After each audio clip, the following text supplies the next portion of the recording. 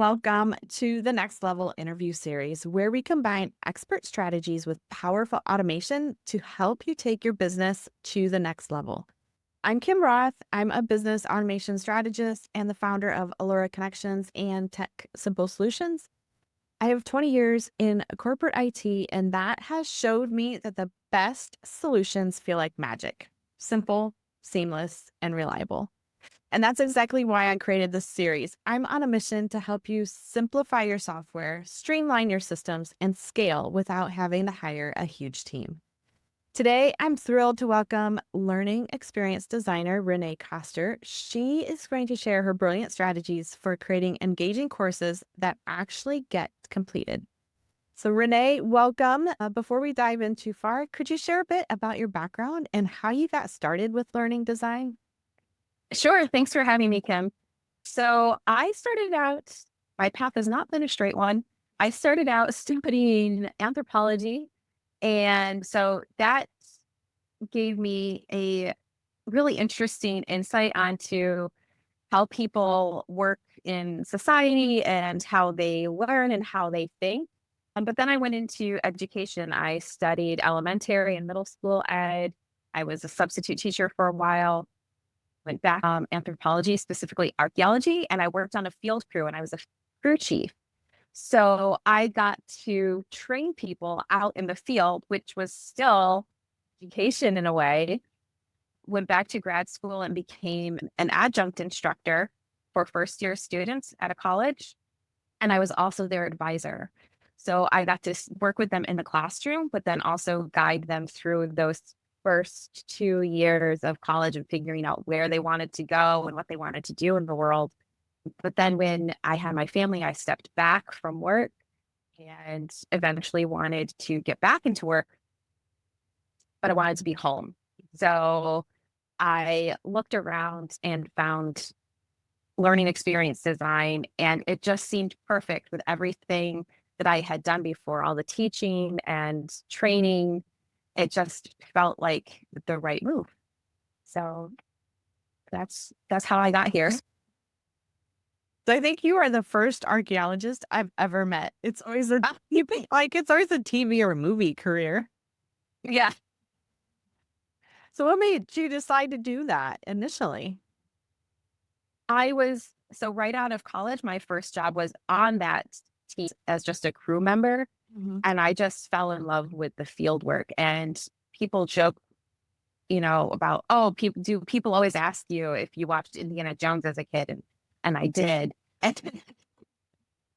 And then when I got in the field, I just loved like the discovery and even the planning, because there's lots of, you know, graphing and note taking. And I just geeked out over all of that stuff.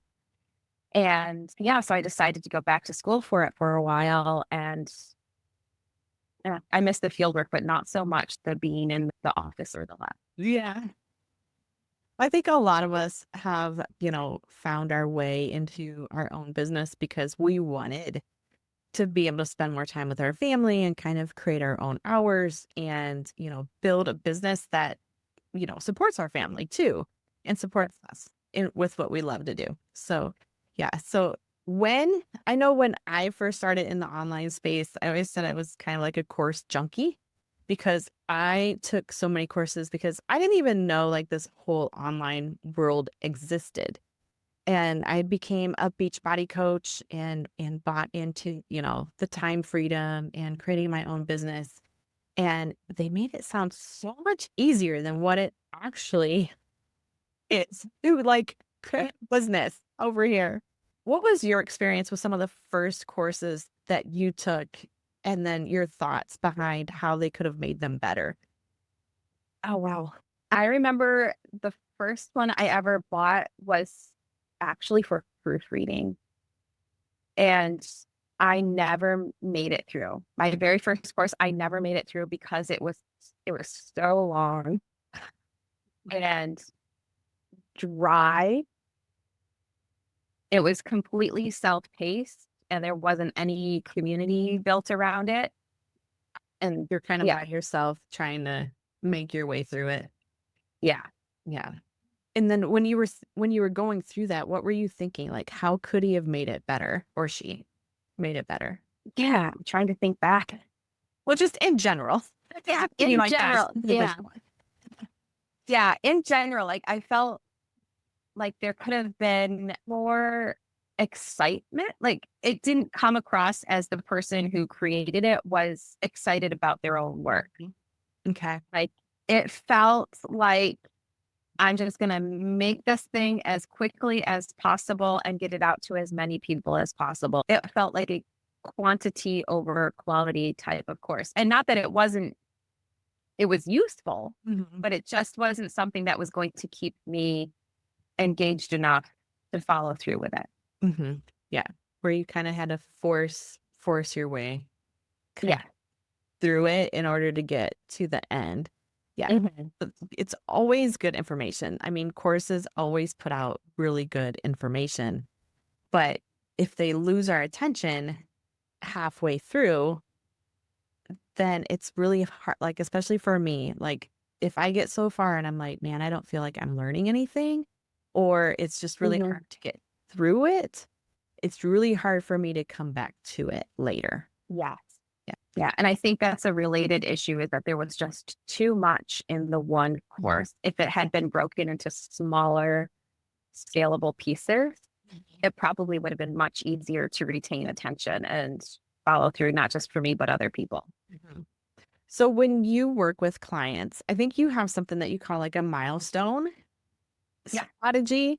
Can you walk us through Mhm. that a little bit as to how you help clients figure out, like, because I'm assuming it's so that we don't lose interest as we're going through the course and you've got a strategy behind that. Yeah. So the very first thing we do is we pick the right idea. And that's based on first what your audience needs right now. And oftentimes I tell them you're going to have to look at a very specific subset of your audience because chances are you're working with people in different stages of their life or their business. So just pick one stage and pick the one idea. And then once you know what that goal is, that point B you want your learner to get to, what are those steps that they need to achieve to get there? Mhm. So it's like you keep breaking it down smaller and smaller. And then with each step, you literally give them an action to do. Like give them something to do, something to accomplish, that quick win that's going to motivate them and say, oh, this is working for me. I need to go on to the next step because I'm seeing progress already. So kind of like homework after each one. Yeah, Absolutely. So what kind of homework do you recommend? Can you give us an example of, a course and then the homework that you kind of suggest in that flow? sure. So if this were a course in shifting a mindset, Mhm. would have for a milestone to simply journal and reflect. And they could share it with the person who created the course or in a community, or they could keep it for themselves.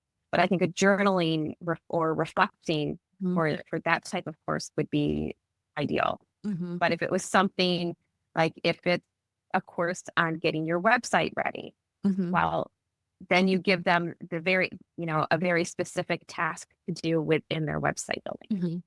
Yeah. So that at the end of that, I can be like, all right, I learned this piece and then I did this piece. So then at the end, I have all of those little pieces completed in order to like be like, I did it. Yeah. Did the Yeah, course. I did the work and it's all kind of getting done at the same time. exactly. Yeah. And they build on each other. Yeah, because I know, thinking back to some of the courses that I've taken is like I kind of binge watched it because there wasn't any like homework in the middle of it. So then I kind of just like binged my way through it, thinking, okay, now at the end I'll come back and I'll do the steps. And sometimes I did and sometimes I didn't because like you said, each lesson didn't build on the prior one in order to make it Right. while to go through it in that way. Yeah. Yeah. And I think it's important for our course creators to be very direct about that homework piece. Mhm. Don't leave it up to the learner to interpret, oh, I should do a little bit of homework now before I move on. Just come right out and say it, because we've got so many things going on in our lives. We're not going to think, oh, I should stop and do this piece before I move on. Mhm. Then do you recommend like a quiz or an assessment form or something like that that they would have to complete in order to like release the next module or release the next lesson? Absolutely. I mean, that's going to be kind of case by case basis, Mhm. but I think quizzes and assessments and forms are all very important pieces to consider when building a course, Mm. and even building in like feedback, like have in the middle of a course before they finish the course, have them give you some feedback. Like, this is what I've been learning, or this is what would have been helpful. So yeah. And having those things unlock future lessons Mhm. is a great mission. Mhm.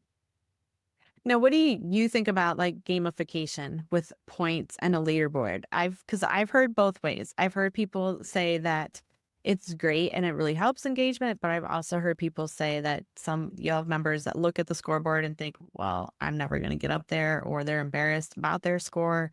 So then they don't Mhm. participate. I suppose it's both ends of the spectrum, but what's kind of your opinion on gamification? I like gamification. I am someone who is driven by my Mhm. score and wants to see it rise. And it's like when I went back for my learning design certificate, that was one of the things that we discussed, was that yes, gamification is a powerful tool Mhm. and we should find ways to make it fun, but not everybody is going to be motivated by it in the same way. And we actually did self-assessments to figure out where we personally were. But yeah, it is hard because, like you said, some people are going to be not ambivalent is the word that's coming to mind, but it's just going to be there for them, and it's not going to motivate them. Mhm. In that case, I would say then just layer in other ways to get them motivated. Like, you don't have to have just one form of engagement, because people learn in different ways and they stay engaged in different ways. So if you can have different layers of engagement, you're going to catch everybody. Mhm. So, yes, what are some of the ways that you recommend to increase that student engagement? How do you figure out what's best for somebody? First thing I'm going to ask is how the course creator what the course creator is comfortable with. Like, what are their boundaries? Mhm. Do you want to be showing up in a community and answering questions? Do you want to be answering emails? What is your Like commitment. time like? Yeah. Commitment. Thank you. Yeah. What is your commitment to your learners? And based on that, I do recommend, like, I personally think a community is a strong Mhm. addition, because I see how supportive and motivating having other people in the same place as you can be. Mhm. So even if it's not like a time bound community, just, even if it's like as part of if you have a free community on Facebook or something, Yeah. and you're put your learners in there so that they have people to engage with and ask questions from, I Mhm. think that's helpful. But at the very least, letting your learners know that you care about their progress. So even if it's as simple as, hey, while you're going through this course, if you have an aha moment, share it on your socials and tag me so that I can celebrate you. Just that little piece of showing that you are invested in their progress is going to go a long way in their motivation to complete the course and reach that transformation. Mhm. I was in a course, it was a membership, but like you could buy it as a course, and like the membership came for free, is kind of how she ran it. And there was a Facebook group Mhm. that went with it. And inside of the group, she had posts for like different homework pieces, like come over here and Yeah. post your brand board or post your mission statement and different things. And I can remember being in the group, and after I'd been in it for a while, still seeing like students or members coming in and posting. And I was like, you know what? This is really kind of cool to see like the new members that are coming in. It was a great way to, encourage them and make new connections. Yeah. So I'd like to talk a little bit more about some of the automations that we could do inside of High Level, because High Level has a membership piece component to it. And you can have assessments and you can have quizzes inside of it. But you can also like send out workflows based on them completing modules or completing lessons. And I know one of the ideas that I've had in the past is just like knowing that you have like this really hard module in there would could be, sending an email out beforehand with giving, different tips. And I think this plays into the feedback. Like if you're asking for feedback as your people are going through it, you can kind of customize some of these emails that could go out as people unlock these modules and celebrate like when they complete or ask them, to share their homework and really create some personal emails that are sent out in automations. What are some different ideas that we could use those kinds of workflows for to celebrate or encourage or help? You know, what are some of the suggestions that you've had in the past? Okay. I think specifically about workflows. I know I've used High Level for my courses. I also used it for a challenge. I had the community for the challenge in High Level, which linked to all of the replays and the resources. So everything was there for them together. I think one automation that gets overlooked is that you do have the ability to have the calendar, Mhm. and you can put in, like, if you have a course that has live sessions Mhm. or co-working session, you can have them right there in that calendar. So everything is together. Your learner doesn't have to go 5 different places to look for it. But Mhm. I love the idea of, and I've done this, is sending out mile markers with the lessons. Hey, you've reached lesson 2. Great work. And a reminder to share with me or share in the group or share with the other course creator, you know, what they've done so far. It can also, the workflow can also be a place to remind them to reach out with questions. Mhm. So, like you said, if you know you have a difficult module coming up, give them a heads up and say, hey, if you have questions while you're working through this, shoot me that email. I'll get back to you in so many hours or so many days. Yeah. And I think adding those little pieces in there, like when you see that people are maybe struggling or it's taken them a while to complete this one, adding in some additional emails or feedback may also make it so you don't have to like re-record your videos right away too. Yeah. Because you're learning too as your students are going through it, Right. figuring out where they're getting, stuck at. So if you can see that, more than one student is kind of getting stuck at the same spot, then that kind of leads you, Mhm. you're like, okay, I have to redo this video. But if you Right. just see like it's a few people getting caught on something, then you can kind of address that and make Yeah. it separate Yeah. or just a separate email or offering them another spreadsheet or something like that so that you can just continue to make your course better without, whenever I work with course creators, I'm always afraid like at the end they'll be like, oh my gosh, I have to redo it. Oh gosh. Yeah. That's the I the got this one thing. feedback and I got to redo it. A lot of times I preface this with, when I'm working with someone who already has a course, be like, don't worry, I'm not going to make you start over. We're going to work with what you've got and we're just going to improve on it. We're not going to go back to ground zero because that is overwhelming. The thought that you might have to completely redo. Yeah. And oftentimes it's just, an additional video or an additional resource. Mhm. And that first video can just stay where it is. Yeah. I think we are our own worst criticizers. Hmm. Where we are so hard on ourselves, and whenever we complete something, we're like, and everything can always be made better, but you also have to decide, okay, like this is done. It's version 1.0. I can always do version 2.0 later, but let's put this out into the world and get the feedback. And then by using your strategies, then, making it better, making it, 1.1 and 1.2 and adding the different features in there until you're like, you know what? Okay, now I feel like I can really pull all this together and make a better product. Right. Yeah. And you're never going to get that feedback to improve it if you don't put that 1.0 out there. Yes. So many times done is better than perfect in order for you to like just see what people's responses are and how they're doing it and the success that they are having with it. So yeah, done is definitely better than perfect.